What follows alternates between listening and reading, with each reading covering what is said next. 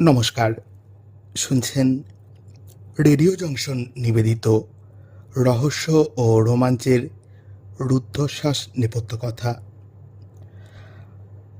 আজকে আপনারা যে কাহিনীটি শুনবেন সেটি গোয়েন্দাপীঠ লালবাজার থেকে নেওয়া। বইটি লিখেছেন সুপ্রতিম সরকার। টিম রেডিও জংশনের পক্ষ থেকে সুপ্রতিম সরকারের প্রতি আমাদের কৃতজ্ঞতা প্রকাশ করি। আজকের কাহিনীটির নাম মুখ ঢেকে যায় বিজ্ঞাপনে। আপনাদের এই সত্য ঘটনা অবলম্বনে কাহিনী কেমন লাগছে শুনতে আপনারা কিন্তু আমাদের ইউটিউব চ্যানেলের কমেন্ট বক্সে গিয়ে অবশ্যই জানাবেন। ভালো লাগলে আমাদের চ্যানেলটি সাবস্ক্রাইব করে রাখবেন।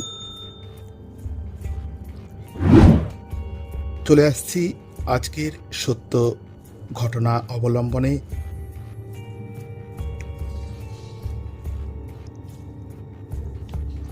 কাহিনীতে রহস্য ও রোমাঞ্চের রুদ্ধশ্বাস নেপথ্য কথা। ভ্রু তুলিয়া একটু বিস্মিতভাবে ব্যোমকেশ বলিল, বিজ্ঞাপন পড়ো না? তবে পড়ো কি? খবরের কাগজে সবাই যা পড়ে তাই পড়ি খবর। অর্থাৎ মাঞ্চুরিয়ায় কার আঙুল কাটা গিয়ে রক্তপাত হয়েছে আর ব্রাজিলে কার একসঙ্গে 3টে ছেলে হয়েছে এই পড়ো। ওসব পড়ে লাভ কি? সত্যিকারের খাঁটি খবর যদি পেতে চাও তাহলে বিজ্ঞাপন পড়ো।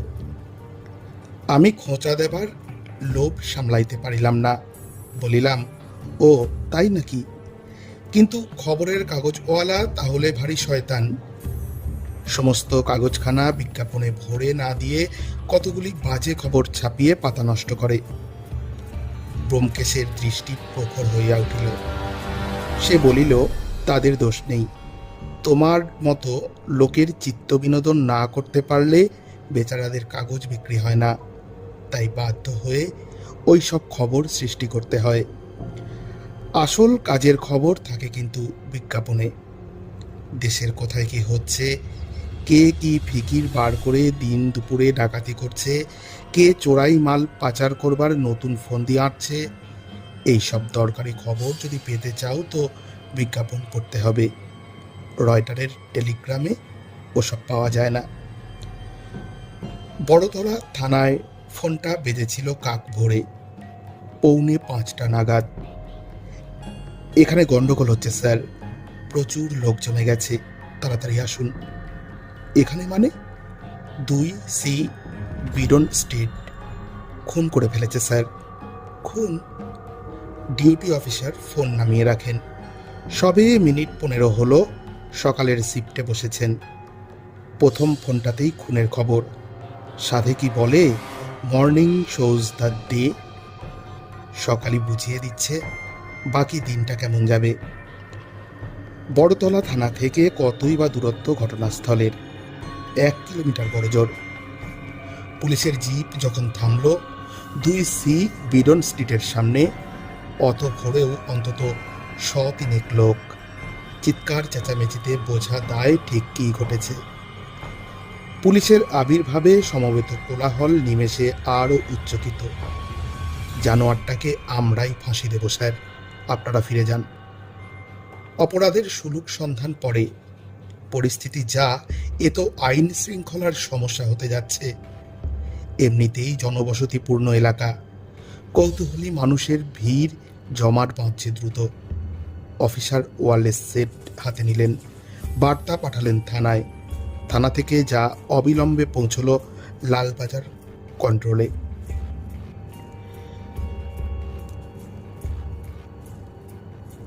Commotion at Beadon street over suspected murder. Reinforcement required as early as possible. Please inform superiors. থানা জানালো ওসিকে, লালবাজার জানালো ডিসি নর্থ আর ডিসি ডিডিকে। ওসি 7 তাড়াতাড়ি ছুটলেন। হোমিসাইড শাখার অফিসাররাও। পার্শ্ববর্তী থানাগুলি থেকে বাড়তি ফোর্স রওনা দিল বিডন স্ট্রিটের উদ্দেশ্যে। কন্ট্রোল রুম ঘটনাস্থলে অফিসারদের জানিয়ে দিল DD north and ডিসিডিডি on way, situation report every 5 minutes please. Biswanath Dutta হত্যা মামলা, বড়তলা থানা, কেস নম্বর 62/94, তারিখ 6/3/1994। ভারতীয় দণ্ডবিধির 120B/302/201 ধারায় অপরাধমূলক ষড়যন্ত্র, খুন এবং প্রমাণ লোপাট।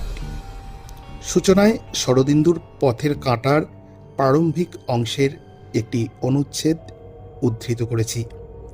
উপায়ন্তর ছিল না।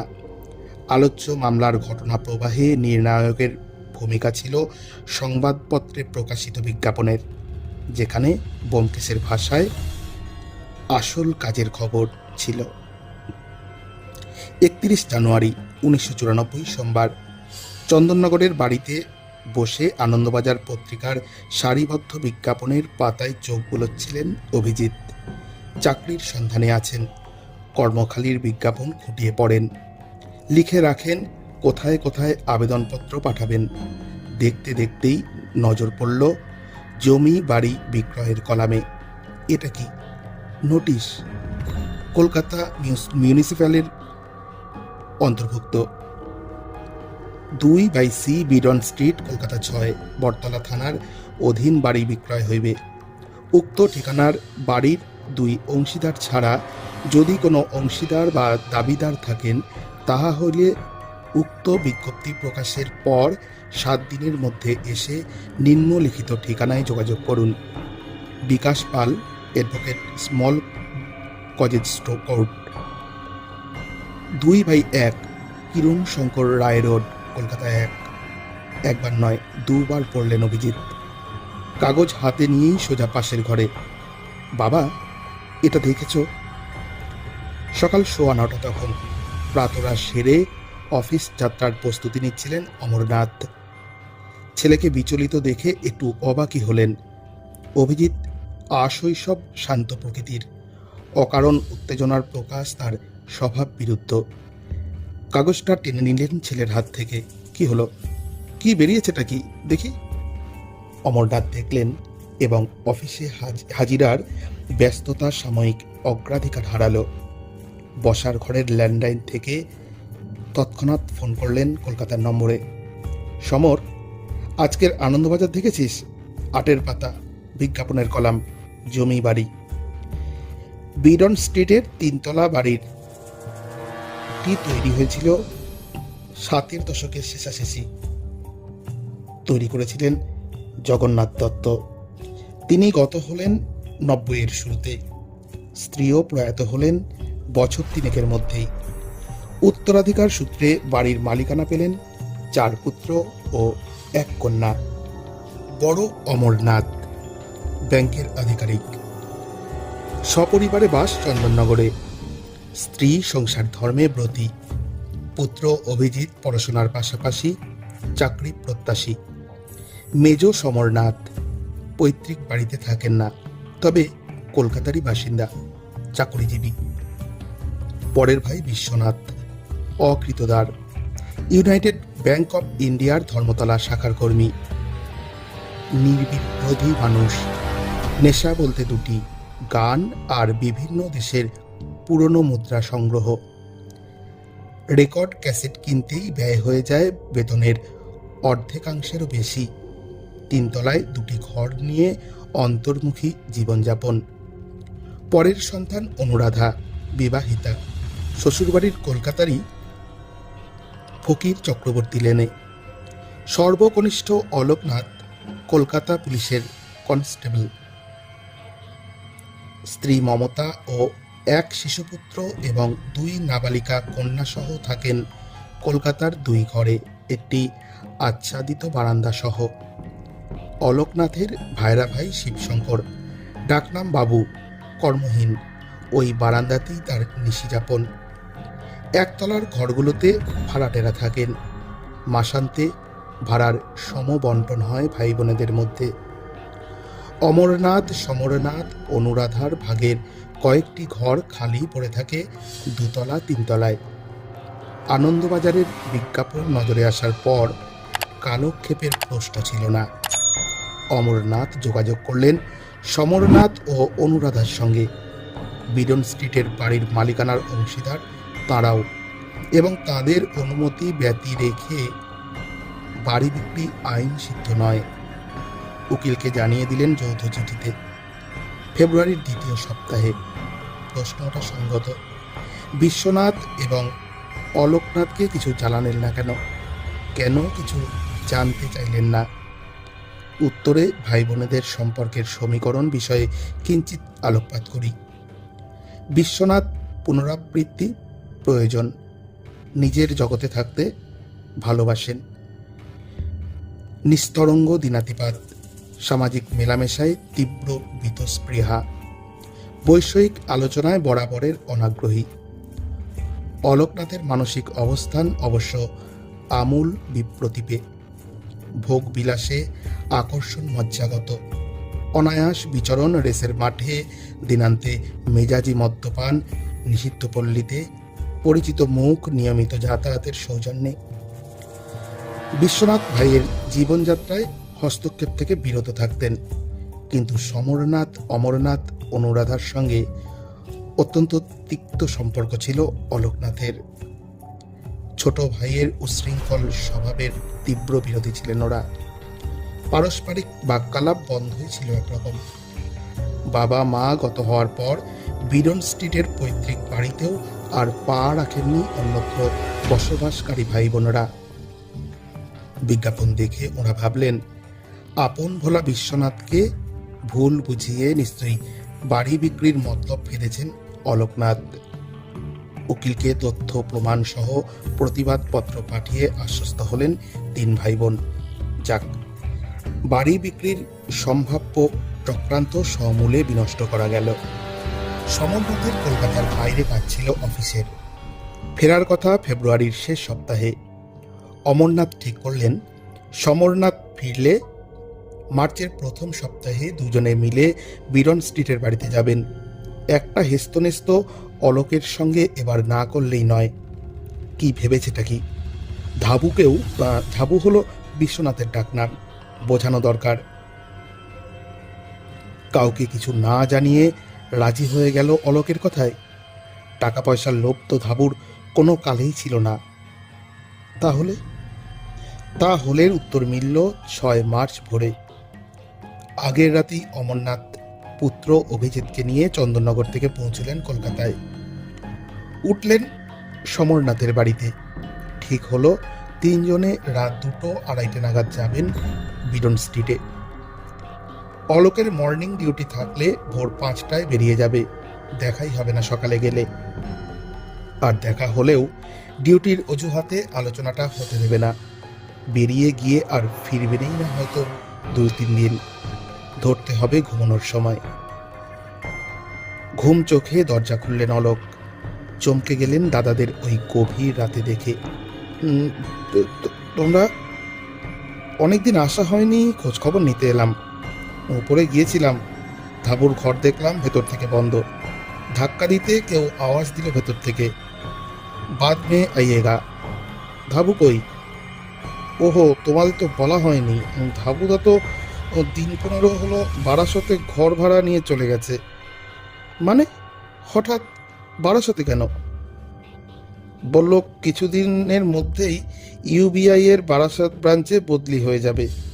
এখন থেকে যাতায়াতের অসুবিধে হবে, তাই আগে থেকেই ওখানে একটা আস্তানা। মাঝপথে থামিয়ে দেন অমরনাথ। শোন, তোর গল্পটা দাঁড়াচ্ছে না। কি হয়েছে বল? আর আমাদের ঘরগুলোও ভেতর থেকে বন্ধ কেন? খোলাই তো থাকে সবসময়। ধাবু কোথায়? বললাম তো বারাসাত। বিশ্বাস না হলে গিয়ে দেখে এসো। 11/1 ঝাউতলা লেন, বারাসাত চৌরাস্তার কাছে। শুধু শুধু চোখপাট করছে কেন? করছে কি আর সাধে? আমাদের ঘর বন্ধ কেন? ধাবুর ঘরেই বা কারা? এসব কি করছিস তুই? আমরা বারাসাত থেকে ঘুরে এসে তোর সঙ্গে বোঝাপড়া করছি। ততক্ষণে তর্কাতর্কি আর চেঁচামেচিতে বেরিয়ে এসেছেন একতলার ভাড়াটেরা। দুতলা তিনতলার ভিতর থেকে বন্ধ ঘরগুলি থেকেও বেরিয়ে এসেছেন এক অবাঙালি পরিবারের সদস্যরা। সমরনাথ পরিচয় জানতে চাইলে এক মাঝবয়সী ভদ্রলোক এগিয়ে এসে বললেন, মেরা নাম নন্দলাল সিং। অলোক বাবু আর বিশ্বনাথ বাবু अपना अपना हिस्सा मुझे बेच दिया थोड़े दिन पहले। ওই ঘরগুলোর মালিক আমরা, কিনে নিয়েছেন মানে? आप आलोक बाबू से पूछिए ना, एग्रीमेंट है मेरे पास, देख लीजिए। বাড়ি বিক্রির দলিল আনতে ঘরে ঢুকলেন নন্দলাল, আর সমরনাথ কলার চেপে ধরলেন ছোট ভাইয়ের। অলোকনাথ তখন দৃশ্যতই কোণঠাসা, মুখে টু শব্দটি নেই। মমতাও নিশ্চুপ, নতমস্তক। অমরনাথ নিরস্ত করলেন সমরনাথকে। আগে বারাসাত যাই চল, ধাবুটার কি হলো কে জানে, ফিরে এসে বাকি বোঝাপড়া করছি। অমরনাথ, সমরনাথ, অভিজিৎ ট্যাক্সি করে রওনা দিলেন বারাসাতে। ফিরলেন রাত 4:15 নাগাদ। অলোক যে ঠিকানা বলেছিল সেখানে অন্য পরিবার বাস করে। বিশ্বনাথের খোঁজ পাওয়া যায়নি। আশঙ্কাই সত্যি হয়েছে। ডাহা মিথ্যে বলেছেন অলোক। ধৈর্যের বাঁধ ভেঙে গেল দুই দাদার। চড়থাপ্পড়ের অকৃপণ বৃষ্টিপাত হলো অলোকের ওপর। বল বল, কি করেছিস? পিটিয়েই মেরে ফেলবো না হলে। চেপে ধরলেন একতলার ভাড়াটেরাও। মিনিট 5 বেশি ওই ঝড় ঝাপটা সহ্য করতে পারলেন না অলোক। স্বীকারোক্তি এলো, ধাবুদাকে মেরে পুঁতে দিয়েছি। মানে?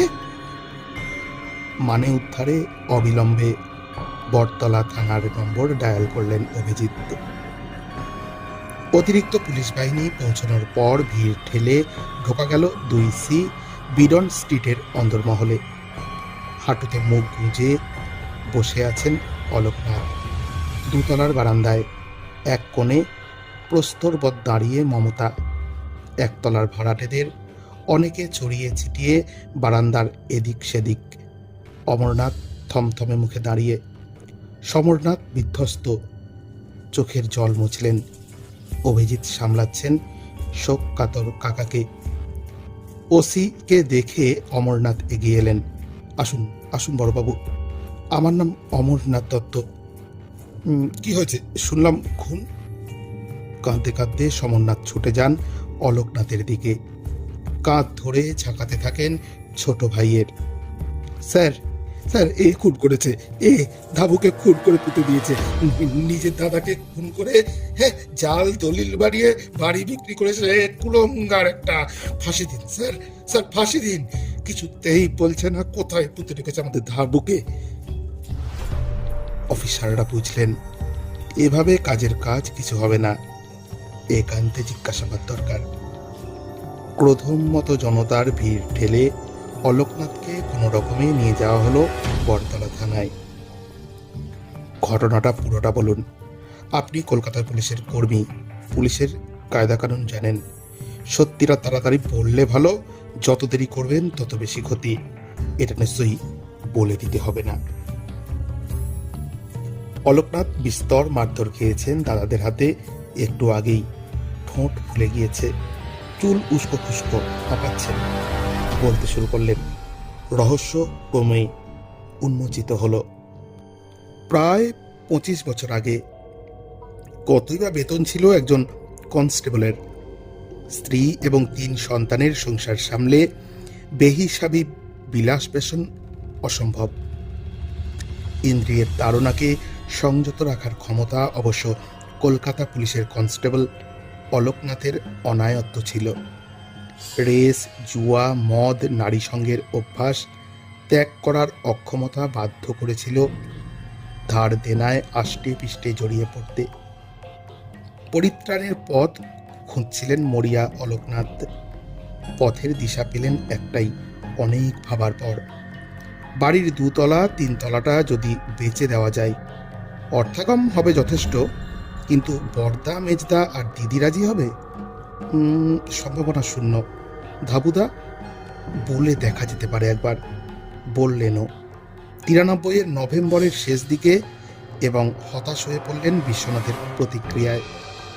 না না না, বাড়ি বেচার প্রশ্ন আসছে কেন হঠাৎ? দিব্যি আছি তো। বিশ্বনাথ দিব্যি থাকতে পারেন, ধার দেনে বিপর্যস্ত অলোকনাথ মোটেও স্বস্তিতে ছিলেন না। ভাতৃ হত্যার ষড়যন্ত্রের বীজ বপনে দেরি করলেন না বিশেষ। আশ্রিত ভাইরা ভাই শিবশঙ্করকে শরিক করলেন পরিকল্পনার। চিত্রনাট্য রচনায় থাকল স্ত্রী মমতারও সক্রিয় অংশগ্রহণ। টাকার লোভে চক্রান্তে যুক্ত হলেন শিবশঙ্করের ভগ্নিপতি মৃণাল দত্ত। বাড়ি নিমতায়, পেশায় ব্যাংক কর্মী, যাতায়াত ছিল নিয়মিত বিডন স্ট্রিটের বাড়িতে। জেরায় নাজেহাল অলোকনাথ মাঝে মাঝেই কেঁদে ফেলছেন, জবানবন্দিতে ছেদ টানছেন স্বগতোক্তি। এ আমি কি করলাম, ক্ষমা করে দিন স্যার। এসব গম্ভীরাশ্রু অনেক দেখেছেন গোয়েন্দারা। বাকিটা বলতে বাধ্য করছেন নির্মোহ নৈপুণ্যে। তারপর কি হলো? ব্রোকারদের সঙ্গে যোগাযোগ করলাম, খদ্দেরও পেয়ে গেলাম কয়েকজন। মৃণাল আমার শালা, আমি আর মমতা মিলে বোঝালাম মৃণালকে ধাবুদার নামে সই করতে হবে বেচা কেনার দলিলে বিশ্বনাথ দত্ত সেজে। প্রথমে রাজি হচ্ছিল না, কিছু টাকা দিলাম। মৃণাল সামান্য চাকরি করত, রাজি হয়ে গেল। তারপর নন্দলাল সিং নামে এক অবাঙালি খদ্দেরের সঙ্গে চুক্তি ফাইনাল হলো। বাড়ি দেখতে এলেন নন্দলাল। ধাবুদা যখন অফিসে তখন দেখালাম, মৃণালদাকে পরিচয় দিলাম বিশ্বনাথ দত্ত হিসাবে, আর মমতাকে নিজের দিদি অনুরাধা হিসাবে। দোতলা আর তিনতলার ঘরগুলো বেচার এগ্রিমেন্ট হলো সই সাবুত জানুয়ারির মাঝামাঝি। মৃণাল মমতা সই করলো বিশ্বনাথ অনুরাধা হিসেবে। অ্যাডভান্স হিসেবে 60,000 মতো পেলাম। নন্দলালদের তারা ছিল, তাগাদা দিচ্ছিলেন কবে পজিশনে যাবেন। দখল পাওয়ার এবং রেজিস্ট্রেশনের পর বাকি 1,02,000 দেওয়ার কথা হয়েছিল। ধাবুদা থাকলে কি করে পজিশন দেব? অ্যাডভান্স নিয়ে ফেলেছি। বাগুইয়াটির অশ্বিনীনগরে ফ্ল্যাট ভাড়াও হয়ে গেছে, যেখানে উঠে যাব ঠিক করেছিলাম বাড়ি বিক্রির পর। এরপর ধাবুদাকে মেরে ফেলা ছাড়া তো আর কোনো উপায় ছিল না স্যার। তা কি উপায় করলেন? 22 জানুয়ারি রাতে ধাবুদা 10:30 নাগাদ বাড়ি ফিরল। বললাম বাড়িতে মিস্ত্রি লেগেছে, আমাদের বারান্দায় শুয়ে পড়ো। সরল মানুষ ছিল, বিশ্বাস করলো। রাত 12:30 নাগাদ আমি শিবশঙ্কর মৃণাল মিলে কমল চাপা দিয়ে মেরে ফেললাম। পরের দিন বিকেলেই পজিশন দিলাম নন্দলালকে। ওরা চলে এলেন, দখল নিলেন ঘরগুলোর। আমি বললাম আমার ঘরটা কয়েকদিন পরেই ছেড়ে দেবো, জিনিসপত্র শিফট করতে একটু সময় দরকার। নন্দলাল রাজি হয়ে গেলেন। বডি কোথায়? পুঁতে দিয়েছে স্যার। সে তো বুঝলাম, কিন্তু কোথায়? অলোক নিরুত্তর। কলার ধরে ঝাঁকুনি দিতে কথা বেরোলো অস্ফুটে। নিমতলার ঘাটের কাছে স্যার। জায়গা দেখাতে পারবেন? হ্যাঁ স্যার। কাল বিলম্ব না করে গাড়ি ছুটল নিমতলা ঘাটে। অলোক একবার এ জায়গা দেখাচ্ছেন, একবার ও জায়গা, যেন দিকভ্রান্ত, অকস্মাৎ স্মৃতিভ্রষ্ট। অপরাধীর এ হেন অকাল স্মৃতিভ্রংশের সঙ্গে পরিচিত গোয়েন্দারা বুঝলেন সহজে কবুল করবেন না অলোকনাথ। একে লালবাজারে নিয়ে যাওয়া দরকার, থানায় হবে না। তবে তার আগে অলোকনাথের এবং বিশ্বনাথের ঘরটা সার্চ করা প্রয়োজন। সকালের তাড়াহুড়োয় আর হট্টগোল করা যায়নি। স্থির হলো ঘরগুলো তল্লাশি করে সেজার লিস্ট তৈরি করে তারপর সোজা লালবাজার। অনেক সময় আছে, কতক্ষণ চেপে রাখবে সত্যিটা। ফের বিডন স্ট্রিট। ডিটেকটিভ ডিপার্টমেন্টের অফিসাররা ততক্ষণে দখল নিয়ে ফেলেছেন বাড়ির বারান্দার এবং বাড়ির বাকি অংশের স্কেচ ম্যাপ তৈরির কাজ চলছে পুরোদমে। শিবশঙ্কর এবং মমতাকে আটক করা হয়েছে, জিজ্ঞাসাবাদ চলছে, দুজনেরই মুখে কুলুপ। মিলারের নিমতার বাসস্থানের খোঁজে টিম বেরিয়ে গিয়েছে। কাদের কাদের জেরা করা আশু প্রয়োজন, তৈরি হচ্ছে তালিকা। তদারকিতে ডিসি স্বয়ং, সহায়তায় ডিসি নর্থ। হোমিসাইড বিভাগের টিমে ছিলেন অতনু বন্দ্যোপাধ্যায়, তখন 28 বছরের তরুণ সাব ইন্সপেক্টর, অধুনা ডিটেকটিভ ডিপার্টমেন্টের অ্যাসিস্ট্যান্ট কমিশনার। অতনু ছিলেন অনুসন্ধিৎসু স্বভাবের, সজাগ মস্তিষ্ক এবং ক্ষুরধার বুদ্ধির সুবাদে প্রিয় পাত্র ঊর্ধ্বতন অফিসারদের। তন্ন তন্ন করে প্রতিটি ঘর খুঁজে যখন প্রস্তুতি চলছে সিজার লিস্টের, ফরেনসিক বিশেষজ্ঞরা খুঁজছেন বারান্দায় হাত বা পায়ের ছাপের নমুনা, অতনুও ঘুরে দেখছিলেন এ ঘর ও ঘর। হঠাৎই চোখ আটকে গেল নন্দলালের ঘরের দেওয়ালে। ঠাকুরের বেদি যেমন আছে এ বাড়ির অধিকাংশ ঘরে, কিন্তু এটার রং একটু অন্যরকম লাগছে না? একটু কাঁচা মনে হচ্ছে না চোখের দেখায়? বাকি দেওয়ালের রঙের সঙ্গে একটু তফাৎ যেন। ঘরের সমস্ত অংশ সাদা, এই বেদিটি একটু ক্রিম রঙা, সামান্য লালচেও না। বিদ্যুৎ ঝলক খেলে যায় অতনুর মাথায়। স্যার, একবার এদিকে আসবেন। তড়িঘড়ি এলেন ডিসি সহ বাকিরা।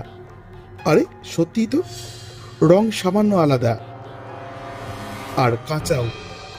অলোকনাথকে নিয়ে আসা হলো বেদির সামনে।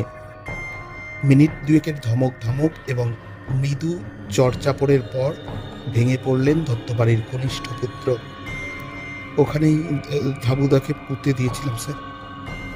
নিজেদেরই বাড়ির দেওয়ালে দাদাকে খুন করে পুঁতে দিয়ে বাড়ি বিক্রি, পথের কাঁটাকে সরিয়ে দেওয়া বাকরুদ্ধ অভিজ্ঞ অফিসাররাও। সংবিত ফিরতে লাগলো কিছু। মিস্ত্রি ডাকা হলো। বেদিতে কোদালের প্রথম কোপ পড়ার কিছু পরেই দুর্গন্ধ দখল নিল ঘরের। উদ্ধার হলো দেহ। মৃত্যুর 1.5 মাস পরে। ঘাড়ে, গলায়, বুকে সামান্য মাংস লেগে রয়েছে। শরীরের অবশিষ্ট প্রায় কঙ্কালে পর্যবসিত। জেরায় প্রকাশ্যে এলো কখন কিভাবে মৃত্যু এসেছিল 43 বছরের বিশ্বনাথের সহোদরের চক্রান্তে।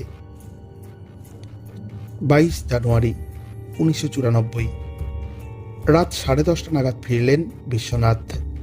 ক্ষুদিরাম অনুশীলন কেন্দ্রে ব্যাংকের একটি বিচিত্রানুষ্ঠান দেখে সিঁড়ি দিয়ে উঠতে যাবেন, মুখোমুখি অলোকনাথের সঙ্গে।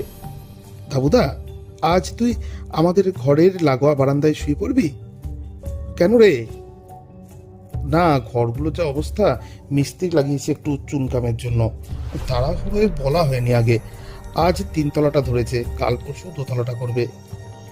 বিশ্বনাথ দেখতেও পেলেন কয়েকটি সিমেন্টের বস্তা 2 তলা থেকে 3 তলায় ওঠার সিঁড়ির মুখে।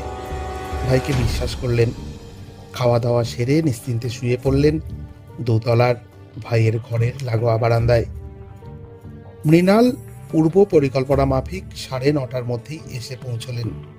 অপেক্ষা করলেন অলোকনাথের ঘরে, যেখানে তখন উপস্থিত শিবশঙ্কর। 11টার মধ্যে ঘুমিয়ে পড়ল অলোকের পুত্র কন্যারা। ঘড়ির কাঁটা যখন পেরোলো 12:30, অলোক বেরোলেন ঘর থেকে। ফিরলেন মিনিট 5 মধ্যেই। দাদা ঘুমিয়ে পড়েছে, মমতা মমতা কম্বলটা দাও। কম্বল নিয়ে শিবশঙ্কর, মৃণাল আর অলোক এলেন বারান্দায়, যেখানে বিশ্বনাথ গভীর নিদ্রাচ্ছন্ন।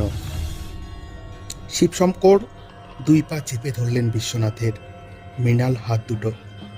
অলোক কম্বল চাপা দিলেন দাদার মুখে। সর্বশক্তি প্রয়োগে চেপে ধরে থাকলেন প্রায় মিনিট 7। হাত পায়ের নিষ্ফল ছটফটানি ক্রমে থেমে এলো বিশ্বনাথের। কম্বল মুখ থেকে তুলে নাকের কাছে হাত নিয়ে পরীক্ষা করলেন অলোকনাথ।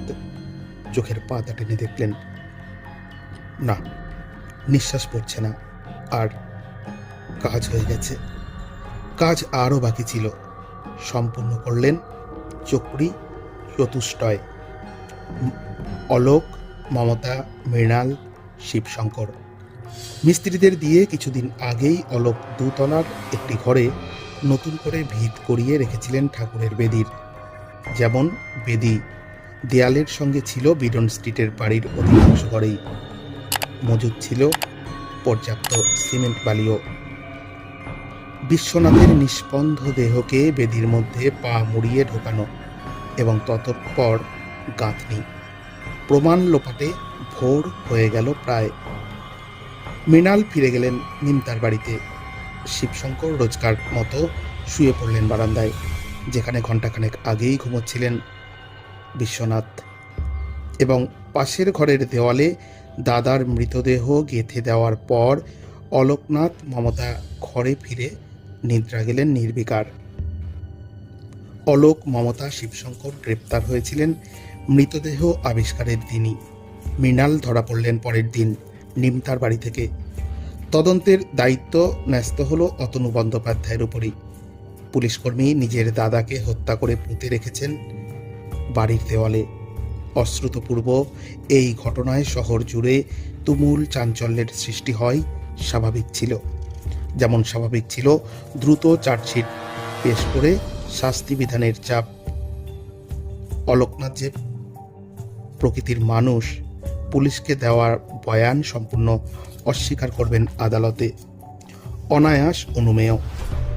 পারিপার্শ্বিক প্রমাণের ভিত্তিতেই দোষী সাব্যস্ত করতে হবে অভিযুক্তদের। স্পষ্ট ছিল গোড়া থেকেই। তদন্ত হলো ম্যারাথন। অভিযুক্তদের গ্রেপ্তারির অর্থ 42 কিলোমিটারের মধ্যে অতিক্রান্ত মাত্র 10। বাকি 32-এ প্রমাণ সংগ্রহ, চার্জশিট পেশ এবং আদালতে বিচারান্তের শাস্তিপ্রাপ্তি। দৌড় শুরু করলেন অতনু।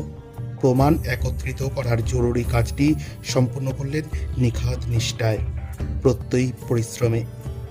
বাগুইয়াটির অশ্বিনী নগরে অলোকনাথের ভাড়া করা ফ্ল্যাট থেকে উদ্ধার হলো বিশ্বনাথের 3টি ট্রাঙ্ক, যাতে ছিল পোশাক আশাক, প্রচুর পুরনো মুদ্রা আর গানের রেকর্ড ক্যাসেট। অর্থলোভ কতটা অতলগামী করে ফেলে মানুষকে তার প্রমাণ মিলল 24/A নিমতলা ঘাট স্ট্রিট নিবাসী গোবিন্দ সর্দারের বাড়িতে, যাকে বিশ্বনাথের পাম্প সেট এবং কিছু আসবাবপত্র বেচে দিয়েছিলেন অলোকনাথ এবং কবুল করেছিলেন জেরায়। বাড়ি বিক্রির দলিলে সই করেছিলেন অলোক, মৃণাল, মমতা। ত্রয়ীর হস্তাক্ষরের নমুনা সংগ্রহ করে পাঠানো হলো ফরেনসিক পরীক্ষায়। প্রত্যাশিতভাবেই মিলে গেল হুবহু। পুলিশ ট্রেনিং স্কুলের অস্তাগারে কর্মরত ছিলেন অলোকনাথ। হাজিরা খাতা খুলে দেখা গেল 23 জানুয়ারি ডিউটিতে এসে কিছু পরেই মেয়ের অসুস্থতার অজুহাতে বেরিয়ে যান। ফের কাজে যোগ দেন সপ্তাহখানেক পর। খুনটা হয়েছিল 22-এর রাতে। পরের 7 দিন অলোক ব্যস্ত থেকেছিলেন নন্দলালদের মালিকানা দেওয়ায় এবং সম্ভাব্য প্রমাণ লোপাটে। পারিপার্শ্বিক প্রমাণ হিসেবে গুরুত্বপূর্ণ ছিল কর্মক্ষেত্রে ওই ঘটনা উত্তর উপস্থিতি। সিমেন্ট বালি অলোকনাথ কিনেছিলেন সৌমিত্র নায়ক নামের এক ইমারতি সংস্থার কাছে। জানুয়ারির মাঝামাঝি দোকান এবং দোকানের মালিক দুই চিহ্নিত হলো। আদালতে রাগঢাংহীন বয়ান দিলেন সৌমিত্র। চিহ্নিত করলেন ক্রেতা অলোকনাথকে। গ্রেপ্তারির পর থেকেই মৃণাল দত্ত তদন্তকারীদের বলে আসছিলেন যে পাপ করেছি, তার ক্ষমা নেই। অভিনয় নয়, বাস্তবিকই অনুতাপদগ্ধ ছিলেন মৃণাল। মনে হয়েছিল অতনুর। মৃণাল সম্মত হয়েছিলেন আদালতে বিচারপতির কাছে জবানবন্দি দিতে। ঘটনার বিবরণ দিয়েছিলেন পুঙ্খানুপুঙ্খ, যা চূড়ান্ত সহায়ক হয়েছিল শাস্তি বিধানে। বয়ান নেওয়া হলো আইনজীবী বিকাশ পালেরও, যিনি আনন্দবাজারে বিজ্ঞাপন দিয়েছিলেন। বিকাশকে নিয়োগ করেছিলেন নন্দলাল সম্পত্তি কেনাবেচায় কোনো আইনি জটিলতা রয়েছে কিনা খতিয়ে দেখতে। বিক্রয় প্রক্রিয়া চলাকালীন অলোক আগাগোড়া বলে এসেছিলেন তারা 2 ভাই 1 বোন। বাড়ির দলিলপত্র পুরসভায় সার্চ করে অন্য তথ্য পেয়েছিলেন বিকাশ। নথি বলেছিল 4 ভাই 1 বোন। প্রশ্ন করায় অস্বীকার করেছিলেন অলোক। এড়িয়ে গিয়েছিলেন উত্তর। অবধারিত সন্দেহের উদ্রেক হয়। কাগজে বিজ্ঞাপন দেওয়ার সিদ্ধান্ত নেন বিকাশ, যে বিজ্ঞাপনে দেখা দিয়েছিল রহস্যভেদের প্রধান অনুঘটক হিসেবে। আদালতে চিহ্নিত করেছিলেন অলোক, মমতা, মৃণালকে বিকাশ। মূল কাজটি অবশ্য তখনও অসমাপ্ত। প্রায় কঙ্কালে পরিণত দেহ যে বিশ্বনাথেরই, তার সন্দেহাতীত প্রমাণ। ময়নাতদন্ত করেছিলেন অধ্যাপক ডাক্তার অপূর্ব কুমার নন্দী, কলকাতা মেডিকেল কলেজের ফরেন্সিক অ্যান্ড স্টেট মেডিসিন বিভাগের তৎকালীন প্রধান। দীর্ঘ কর্মজীবনে কয়েক হাজার মৃতদেহের ময়নাতদন্ত করার অভিজ্ঞতা সম্পন্ন ডাক্তার নন্দী রিপোর্টে লিখলেন, death in my opinion was caused by compression of neck, for example, threatening anti-mortem and homicide in nature. জানালেন মৃতের বয়স আনুমানিক 43। বিশেষ তাৎপর্যের। অমরনাথ, সমরনাথ, অনুরাধা জানিয়েছিলেন গজ দাঁত ছিল বিশ্বনাথের। সেই গজ দাঁতেরও উল্লেখ ছিল রিপোর্টে, যা চিহ্নিতকরণের পক্ষে অন্যতম পারিপার্শ্বিক প্রমাণ হিসেবে গ্রাহ্য হয়েছিল বিচার পর্বে। দেহ শনাক্তকরণে তর্কাতীত প্রমাণ অবশ্য মিলেছিল ফটোগ্রাফিক সুপারইমপ্রেশন পদ্ধতিতে, তদন্তকারী অফিসারের আর্জিতে, যার সফল প্রয়োগ করেছিলেন কলকাতার সেন্ট্রাল ফরেন্সিক সায়েন্স ল্যাবরেটরি তৎকালীন deputy director doctor V.K. Kashyap.